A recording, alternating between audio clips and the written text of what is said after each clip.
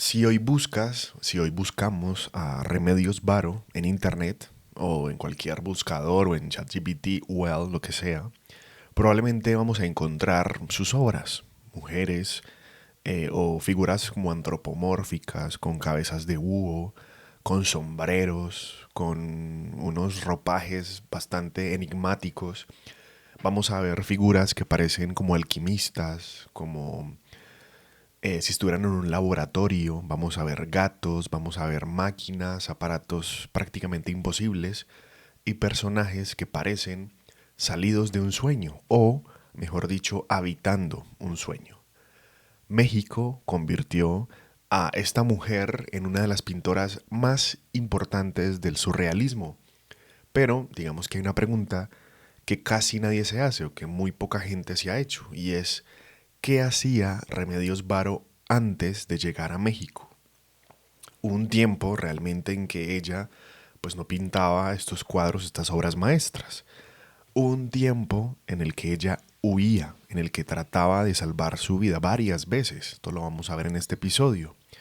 Y de hecho, si un barco no hubiera salido de Marsella en 1941, probablemente no estaríamos hablando de ella en este episodio de Apoteosis FM. Esta es la historia del día en que Remedios Varo llegó a México. Toda historia tiene un día que lo cambió todo. Apoteosis FM, segunda temporada.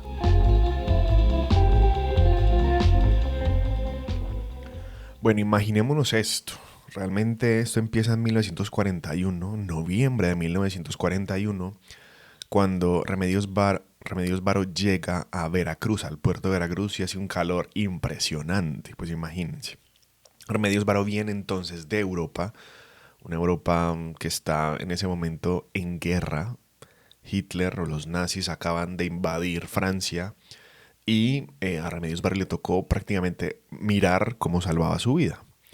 Después de semanas de cruzar el Atlántico, el barco atraca lentamente en el puerto de Veracruz y se bajan cientos de pasajeros, una cantidad de gente que imagínense venían huyendo de la guerra. Y se baja en esa cantidad, entre esa cantidad de gente se baja una mujer de 33 años. Trae pocas cosas, me imagino que tenía muy poco y viene con muy poco. Algunos libros, papeles, quizá algunos dibujos, bocetos, pero también carga algo que no se puede empacar en una maleta, todo eso que traía en su memoria, en su cabeza. Acaba de escapar de una guerra que va a ser la guerra, una de las peores guerras de la historia de la humanidad. Entonces digamos que le va a tocar difícil a Remedios. Hacía apenas unos pocos meses estaba escondiéndose de la ocupación nazi en Francia, como vimos. Y antes, ojo con esto, porque esto digamos que habla un poco de que le había tocado duro a Remedios. Venía de la Guerra Civil Española, había sobrevivido a la Guerra Civil Española que recordemos tenía como objetivo prácticamente militar atacar a los artistas, ¿cierto? A toda esta gente que pensaba diferente, y Remedios siempre tuvo una mentalidad muy, ¿cómo decirlo? Bohemia, rebelde, ¿cierto? Los artistas de por sí tienen como esa personalidad, pero pues Remedio lo tenía un poco más marcado. Eso incluso se ve especialmente en su obra. Entonces Remedios llega al puerto de Veracruz, llega a un país totalmente desconocido para ella y además no sabe si volver a vivir a España. Además no sabe cómo se va a desencadenar y en qué va a terminar esta guerra, pues que está azotando Europa y que además se va a convertir en la Segunda Guerra Mundial.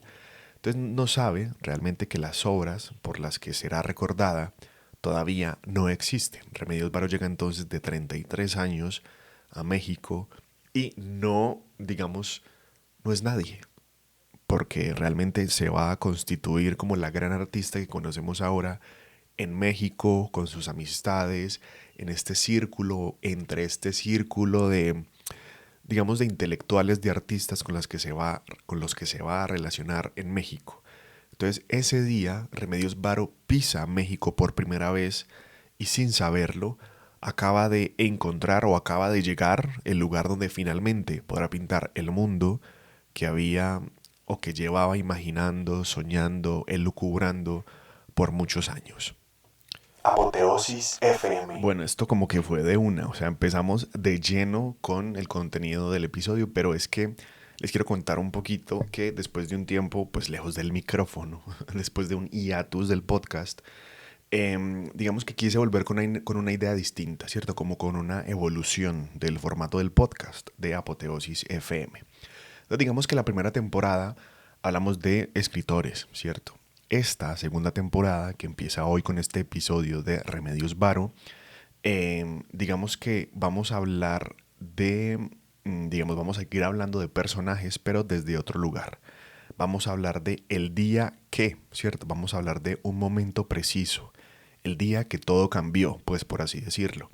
Porque pues muchas veces me parece a mí que una fecha, un momento específico cuenta mejor una historia que echar como el carretazo completo de la, digamos, de la biografía completa, de la biografía entera. Si vamos a dar retazos, ¿cierto? Como de un principio y un fin de la vida del personaje, pero no pues con tanto detalle como lo hacíamos antes. Vamos a ver entonces, y el formato de esta segunda temporada va a ser el día que. Y como lo pudieron escuchar, hoy es el día que Remedios Varo llegó a México. Entonces digamos que esta es la diferencia con la primera temporada del podcast. Apoteosis FM. Bueno, seguimos entonces con el contenido del podcast en este momento y vamos a hablar de cómo llegamos o de cómo Remedios Varo había llegado a ese momento en que llega a México. Remedios Varo nace en 1908 en Anglés, en Cataluña, ¿cierto? Un pequeño pueblo de Cataluña. Ojo porque entonces se conoce a Remedios Varo como una artista mexicana, pero ojo que es europea, es de Cataluña. Su padre era ingeniero hidráulico, ojo también aquí porque esto nos habla y aquí se podría relacionar digamos, ese interés de Remedios por mostrarnos unos personajes como científicos, ¿cierto? Como tratando de armar unos aparatos interesantes. Entonces digamos que el hecho de que su padre fuera ingeniero influyó muchísimo en su obra y en la personalidad de, digamos, de sus obras específicamente. Su padre, pues, era ingeniero, no era pintor, pero le enseñó algo que era, pues, igual o más que importante que enseñarle a pintar y le enseñó a observar. Quienes pintan, quienes dibujan, digamos que para los artistas uno de los actos, una de las actividades, digamos, uno de los gestos más importantes es aprender a observar. De hecho, esto lo hacen los filósofos. Bueno, esto es hasta de los griegos, pues viene esta, digamos, esta premisa básica del arte, ¿cierto? Entonces, mientras otros niños jugaban, él le enseñaba a su hija, a Remedios, dibujo técnico, ojo, geometría y perspectiva. Esto está directamente relacionado con los cuadros que vamos a conocer de Remedios, ¿cierto? Quizá por eso entonces, décadas después, las máquinas, estos aparatos imposibles que Remedios se imaginaba, pues van a aparecer en casi todos los cuadros pues que ella va a presentar, ¿cierto? Que ella va a firmar después con su nombre. A los 15 años, Remedios entonces ingresa a la Real Academia de Bellas Artes de San Fernando, en Madrid, una de las escuelas de arte más prestigiosas de España. Esto va a ser pues fundamental para ella como artista allí en la escuela, ¿cierto? En la Real Academia de Bellas Artes de San Francisco, con ese nombre tan largo, va a descubrir a un artista que es increíble, que va a estar aquí en esta segunda temporada de Apoteosis FM y es El Bosco. Va también a conocer allí la obra de Goya, va a conocer allí también a Leonardo da Vinci, va a conocer allí a todas estas vanguardias europeas que pues empezaron con los albores del siglo XX, ¿cierto? Entonces digamos que España la va a recibir con un jugo, con un caldo bastante sazonado de artistas y vanguardias que ella va a conocer poco a poco y pues se va a alimentar también de todo eso que va a conocer en la escuela. Sin embargo, pues todo no es arte, ni todo es color de rosas en este momento para Remedios ni para Europa. Resulta que en los años 30 España, digamos que tuvo una década bastante convulsionada, ¿cierto? Fue la Guerra Civil Española. Hablamos de ella profusamente cuando vimos el episodio de Federico García Lorca, pero digamos que entonces España en la década del 30, ya para 100 años de esa época, pues era un país bastante peligroso, ¿cierto? Porque era una cosa muy violenta. Además, como lo decía ahorita, tenían como objetivo prácticamente militar toda la gente que pensara diferente, ¿cierto? Entre ellos, pues los artistas. Luego de la guerra civil va a París, ¿cierto? En París llega la Segunda Guerra Mundial, estalla la Segunda Guerra Mundial, y a ella le toca salir em, prácticamente a México, como lo vimos ahorita al inicio del podcast, pero en París, en Francia, va a conocer a André Breton y a todo el grupo de surrealistas. Esto es fundamental, porque Remedios Varo se conoce como una artista, ¿cierto? Como uno de los exponentes más importantes del surrealismo, y allí, en ese momento, es donde va a conocer todas las bases, todo el manifiesto, todas las otras obras, digamos toda la conversación que se estaba girando, que se estaba creando en torno al surrealismo.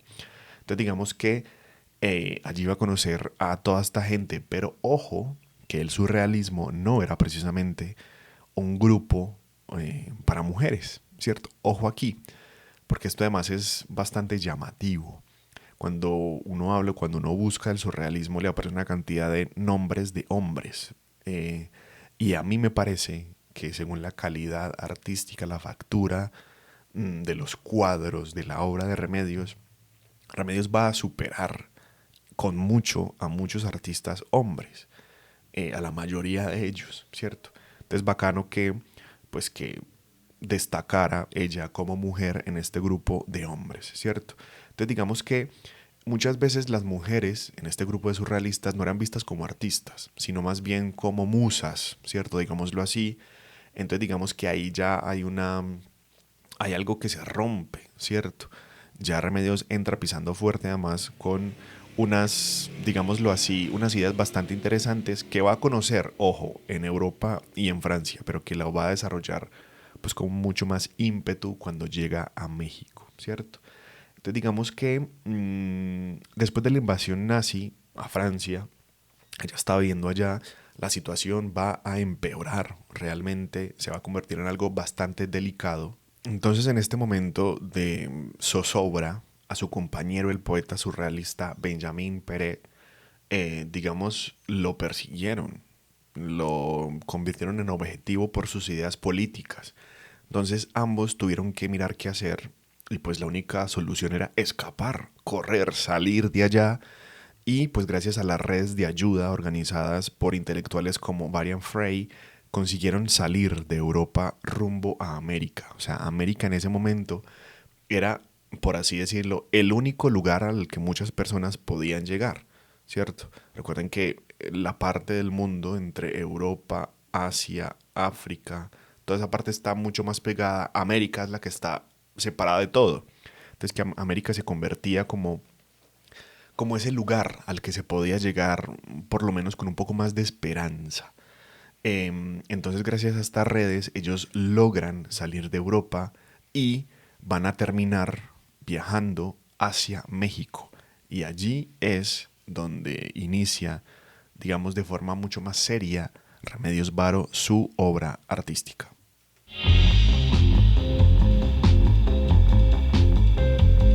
Apoteosis FM.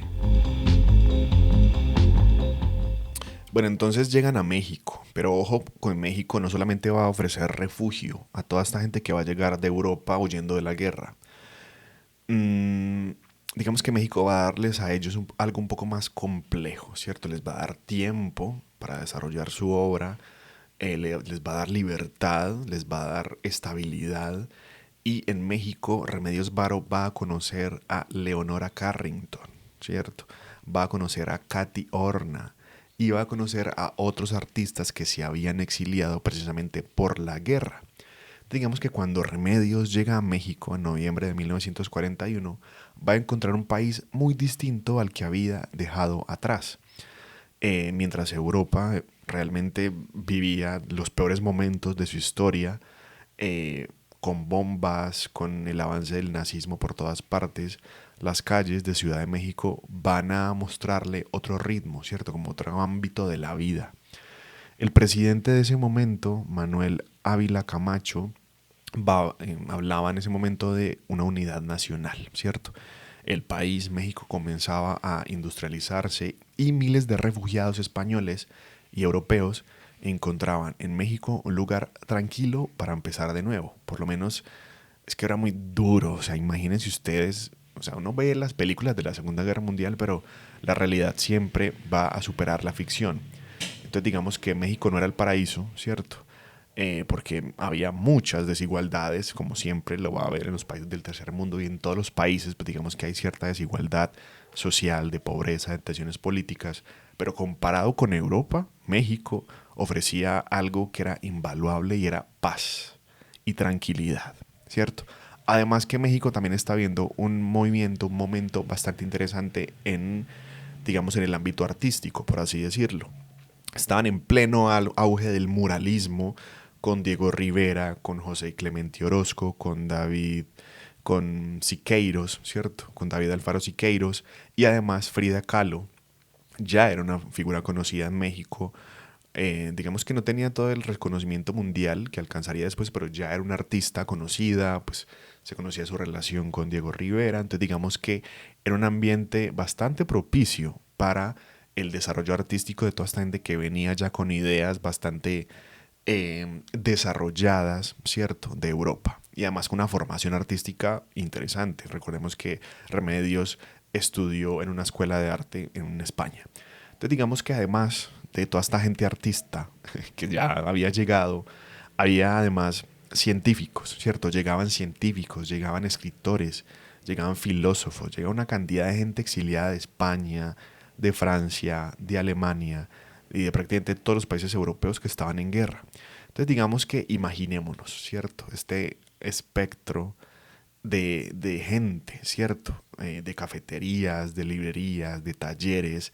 Y la capital, Ciudad de México, era un lugar de encuentro donde confluían y donde convivían todos estos intelectuales pues mexicanos que ya estaban en el país con toda esta gente que llegaba de Europa. Entonces imagínense ustedes una conversación en una cafetería con toda esta cantidad de gente. Me recuerda a cuando estábamos hablando de los Panidas, por ejemplo, aquí en Medellín, en Colombia, ¿cierto? Pues de qué hablaba esta gente. Ya no hablaban, obviamente la situación europea siempre fue algo en el que todo el mundo estaba pendiente, ¿cierto? La guerra era algo de lo que todo el mundo tenía que hablarse de alguna forma, pero ya no era lo único de lo que se hablaba, ¿cierto? Ya se hablaba de alquimia, de astrología, de ciencias, de política, de psicología, de mitología, de arte, ¿cierto? Todo esto va a comenzar a mezclar Remedios Varo en sus obras, ¿cierto? En sus pinturas. Hay obras que hoy asociamos con Remedios Varo, por ejemplo, la creación de las aves, ¿cierto? O bordando el manto terrestre. O La llamada, ¿cierto? Que nacieron años después del desembarco de Remedios a México. Y es curioso pensar que para la historia del arte, uno de los viajes más importantes del siglo XX, en términos artísticos, comenzó simplemente con una mujer, esta mujer bajando de un barco. Apoteosis FM. Bueno, va a haber un libro fundamental para Remedios, ¿cierto? Va a influir mucho en la forma en la que ella va a asumir su papel como artista, ¿cierto? Los temas que ella va a tratar en sus pinturas, por ejemplo. Y estamos hablando de uno de los autores más importantes en términos místicos, por así decirlo, y es o fue el autor, el filósofo místico armenio George Gurdjieff. Gurdjieff escribió varias obras, ¿cierto? Remedios va a conocer especialmente y sobre todo las enseñanzas a través del discípulo Ouspensky, ¿cierto? Y Esto, digamos, se traduce en que van a estudiar un libro específico que se llama En busca de lo milagroso. Digamos que se podría decir que esa es la traducción en español. Este libro va a desarrollar o desarrolla la idea en que, o desarrolla la idea que la mayoría de personas viven dormidas, ¿sí? Y esto es fascinante, digamos, a la luz de estudiar la obra de Remedios Varo, ¿cierto? Entonces, la idea, repito, que desarrolla este libro es que la mayoría de personas viven dormidas y que el verdadero conocimiento lo, digamos, consiste en despertar la conciencia, ¿cierto? La búsqueda interior aparece constantemente en la pintura de Remedios y este autor, este libro, el estudio, digamos, de esta filosofía mística va a ser impresionante y va a ser determinante en la obra de Remedios. Y hablando de libros, digamos, se preguntarán, o yo me pregunté también en el momento en que estaba investigando y estaba, digamos, reuniendo el material para hacer este episodio, de dónde viene esta información sobre Remedios, ¿cierto? Esta historia no es una leyenda, pues, no es una ficción, por así decirlo, ¿cierto? Sabemos bastante sobre los años en que Remedios llega a México por cartas, por documentos migratorios y sobre todo por investigaciones biográficas. Remedios Varo se ha convertido en una de las artistas, digamos, más reconocidas en el ámbito surrealista, en el ámbito internacional. Entre ellas, entre esas investigaciones, destaca una específicamente escrita por Janet Kaplan, que es Unexpected Journeys, ¿cierto? Considerada la obra de referencia más completa sobre Remedios Varo.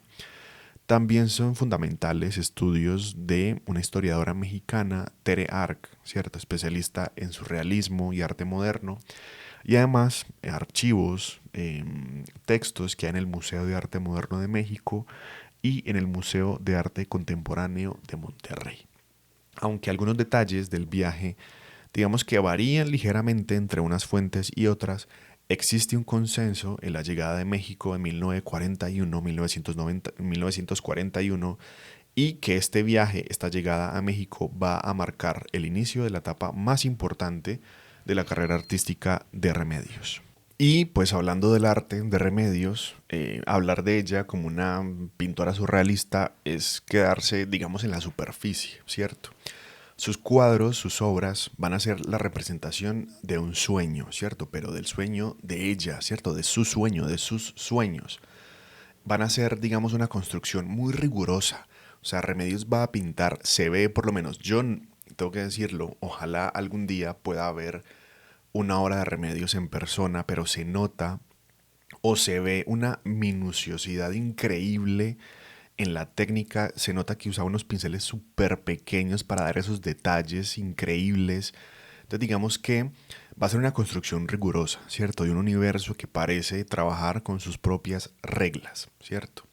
Entonces, en ellos aparecen varias veces, por ejemplo, la alquimia, los viajes, la transformación, el conocimiento, ¿cierto? Lo que decíamos ahorita de este aspecto como científico de sus obras, las máquinas, los aparatos imposibles, la arquitectura, ojo porque esto es fundamental en su obra, casi siempre vamos a ver una casa, un laberinto, una puerta, una entrada o una salida, animales, ojo con los animales porque esto también es imprescindible en su obra y la ciencia que siempre estuvo, es como un eje transversal en su obra. Además me parece, esto ya es una apreciación personal, que ella se acercaba al arte de una forma muy científica. Yo creo que ella hacía varios bocetos de sus obras, eh, entonces digamos que esto demuestra un poco como esa prueba y error antes de llegar a esa obra que nosotros vemos actualmente en estos cuadros. Entonces digamos que todo parece moverse o dirigirse hacia un lugar y es la transformación del ser humano. Cómo se transforma un ser humano a través de lo que hace, a través de lo que investiga. Esta búsqueda también pues está en su técnica, que es lo que les digo, que es muy meticulosa, que es de una, digamos, de una factura increíble, impresionante. A mí me encanta Remedios Varo. Yo cuando veo sus obras por internet en imágenes me quedo fascinado con la calidad de cada uno de sus cuadros. Entonces digamos que Remedios va a trabajar principalmente con óleo sobre una superficie que se llama masonita, que es una superficie lisa que le permitía controlar prácticamente hasta el último detalle. Aplicaba capas muy delgadas de pintura, trabajaba con veladuras, como decía, con pinceles muy pequeños, muy finos para crear atmósferas. Y hay cuadros, ¿cierto? Bastante interesantes en los que ella trabaja como la transparencia, como la luz. Eso le va a permitir entonces el trabajo con los blancos, por ejemplo, con estos pinceles tan delgados, tan pequeños, le va a permitir trabajar con atmósferas como casi transparentes. Entonces esto es increíble. Aplicaba entonces, digamos, estas veladuras, estas capas, no improvisaba, ojo, ella construía. Con esto que les digo, para mí, ella trabajaba siempre sobre bocetos, con libretas, para llegar a esa obra que nosotros vemos en las galerías, además porque las obras no son para nada sencillas. Cada obra de Remedios parece contar una historia. Esto es arte como narrativo. Entonces digamos que por eso es tan fascinante detenerse y analizar o ver o dejarse llevar por lo que te pueda, digamos, parecer una obra de Remedios Varo. Entonces digamos que sus escenarios van a funcionar como relojes donde cada objeto tiene un propósito, ¿cierto? Como un engranaje, mejor dicho. Cada objeto tiene un propósito y cada símbolo ocupa un lugar preciso en su obra. Apoteosis FM. Bueno, vamos a hablar 2 horas, vamos a hablar de 2 obras de Remedios increíbles. Todas las obras de Remedios son increíbles. Esta es una invitación para que busquen, pues todos sabemos manejar internet, para que busquen varias pinturas de Remedios y se dejen sorprender por la calidad, por lo increíbles que son. Entonces vamos a hablar de la primera, que es la creación de las aves o creación de las aves, que es una pintura de 1957. Aquí vemos en esta obra que tiene como una atmósfera bastante cálida, es al interior de un lugar, de un espacio, de un estudio. Eh, entonces digamos que el ambiente de por sí o la paleta de colores es cálida, que además contrasta con el exterior, que vemos que es un poco más lúgubre, más oscuro. En esta obra vemos a lo que parece una mujer, ¿cierto? Ojo porque esto me parece interesante de la obra de Remedios, es que tú nunca sabes si se trata de un hombre o de una mujer. Entonces digamos que es una figura mitad, llamémoslo mujer, ¿cierto? Y mitad búho. Esta figura pinta aves y estas aves que está pintando cobran vida. Es que es increíble.